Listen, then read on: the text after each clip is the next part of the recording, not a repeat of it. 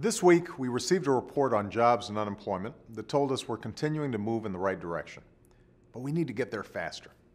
In the short term, the bipartisan tax cut we passed in December will give an added boost to job creation and economic growth. This is a tax cut that is already making Americans' paychecks a little bigger and giving businesses more incentive to invest and to hire. But ultimately, our true measure of progress has to be whether every American who wants a job can find one, whether the jobs available pay well and offer good benefits, whether people in this country can still achieve the American dream for themselves and for their children. That's the progress we're after. To get there, we have to realize that in today's global, competitive economy, the best jobs and newest industries will take root in the countries with the most skilled workers, the strongest commitment to research and technology, and the fastest way to move people, goods, and information. To win the future, America needs to out-educate, out-innovate, and out-build the rest of the world.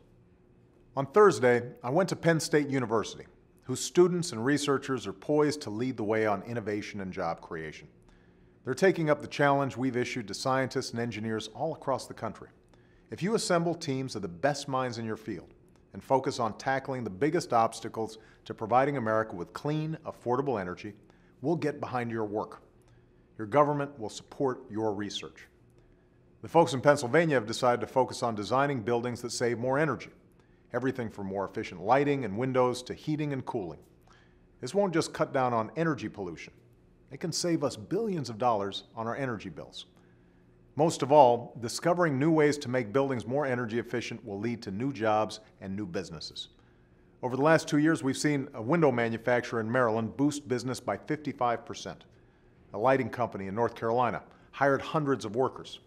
A manufacturer in Pennsylvania saw business increase by $1 million. All we did for these companies was provide some tax credits and financing opportunities. And that's what we want to do going forward, so that it's profitable for American businesses to sell the discoveries made by scientists at Penn State and other hubs of innovation. If businesses sell these discoveries, if they start making windows and insulation and buildings that save more energy, they'll hire more workers. And that's how Americans will prosper. That's how we will win the future. Our government has an obligation to make sure that America is the best place on earth to do business, that we have the best schools, the best incentives to innovate, and the best infrastructure. Next week, I'll see that kind of infrastructure when I visit Marquette, Michigan, a place where high-speed broadband is connecting a small town to the larger world. Supporting businesses with this kind of 21st century infrastructure and cutting-edge innovation is our responsibility. But businesses have a responsibility too. If we make America the best place to do business, businesses should make their mark here in America.